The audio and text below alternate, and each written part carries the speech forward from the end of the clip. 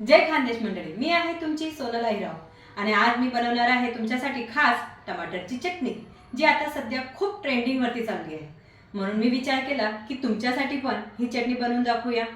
आमच्या घरात तर सगळ्यांनाच आवडते, तुम्हाला आवडते की नाही ते बघूया. तर चला आपण टमाटरची चटणीला आता सुरुवात करूया. आपण टमाटर घेतलेले आहेत 1 किलो, जे स्वच्छ पाण्याने धुवून घेतलेले आहेत.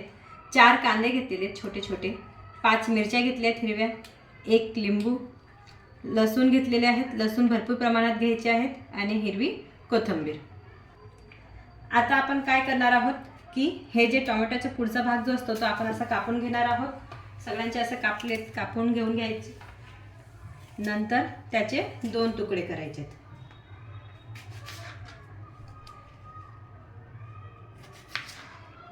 याप्रमाणे सगळे टमाटर आपण काय करणार आहोत, कापून घेणार आहोत.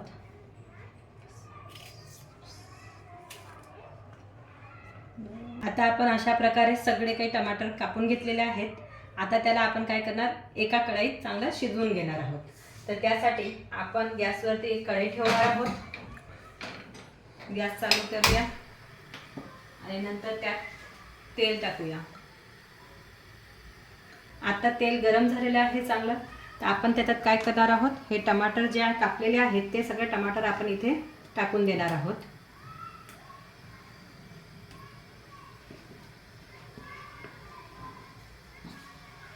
सगळे टमाटर असे इथे रचून द्यायचे छान. बघा, आपण इथे सगळे टमाटर इथे टाकून दिलेले आहेत. त्यानंतर यात आपण काय करणार आहोत, याच्यामध्येच आपल्याला लसूण पण ॲड करून द्यायचे आहे. आणि त्यानंतर आपण याच्यावरती डिश ठेवून त्याला 10 ते 15 मिनिटासाठी आपण काय करणार आहोत, शिजवून घेणार आहोत आपण त्याला.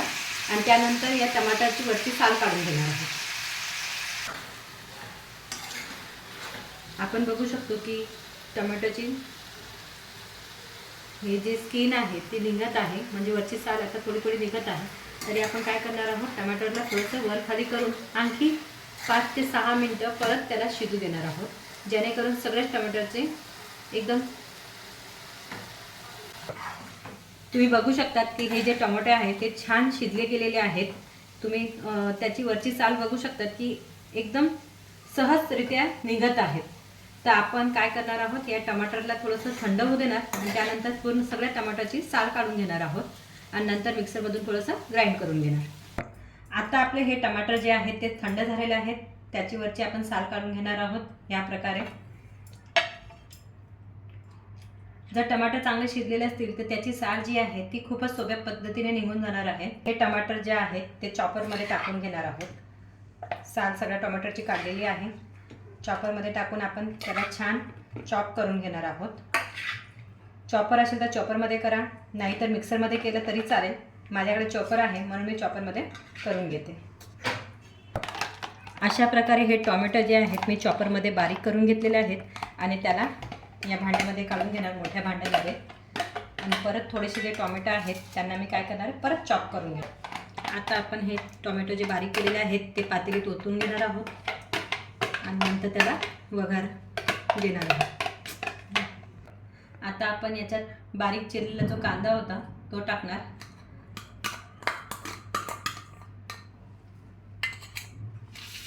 नंतर बारीक चिरलेली मिरची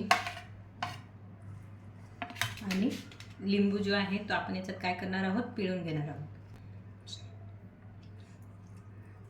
अर्धा लिंबू आपण पूर्णपणे पिळून दिलेला आहे त्याच्यात. आता आपण या सगळ्याला एकजीव करून घेऊया.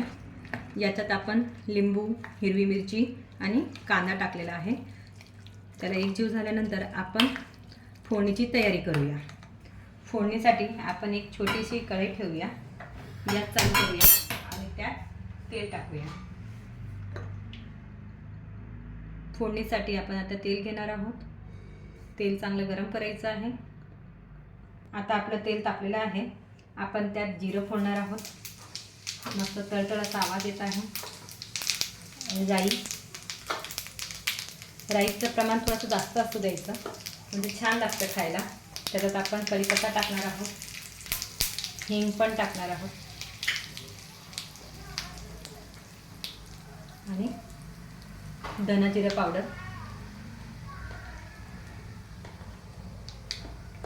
आणि याच्यात आपण 1.5 चम्मच तिखट टाकून घेणार आहोत आणि चांगलं थोडंसं फ्राय करणार हा मसाला आणि त्यानंतर आपण जे बनवलेलं साहित्य आहे त्या साहित्यात टाकणार आहोत. आपला हा मसाला जो आहे तो चांगला फ्राय झालेला आहे. त्याला आपण काय करणार आहोत, ही टमाटरची जी चटणी आहे त्याच्यावरती टाकून देणार आहोत. चटणीमध्ये स्वादनुसार आपण मीठ टाकणार आहोत. 1 चम्मचभर मीठ टाकलेलं आहे मी. त्यानंतर त्याला एकजीव करून घेऊया आपण.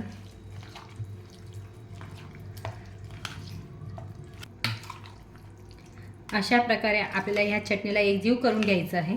एकजीव झाल्यानंतर आपण त्याच्यावर काय करणार आहोत, हिरवी कोथिंबीर टाकणार आहोत. सगळं साहित्य आपल्याला कच्चंच टाकायचं आहे. जसं की हिरवी मिरची झाले, कांदा झाला, हे सगळ्या गोष्टी आपल्याला कच्चंच टाकायचं आहे. खाताना त्याचा जो स्वाद येतो तो खूपच सुंदर वाटतो. म्हणून आपल्याला सगळं सामान कच्चंच टाकायचं आहे. आणि कोथिंबीर टाकल्यावर पण आपल्याला काय करायचं आहे, एकजीव करून घ्यायचं आहे. ही चटणी फ्रीजमध्ये थंड केल्यावर ठेवायचं. ही चटणी कमीत कमी आपल्याला 2 ते 3 दिवस चालते. तुम्ही बघू शकतात की आपली ही चटणी जी आहे ती आता पूर्णपणे तयार झालेली आहे. या चटणीला आपण गरम गरम चपातीसोबत पण खाऊ शकतो. ती गरम गरम चपातीसोबत खूपच, म्हणून आपण याला गरम गरम चपातीसोबत खाऊया. जर तुम्हाला माझी ही रेसिपी आवडली असेल तर लाईक करा, सबस्क्राईब करा आणि कमेंट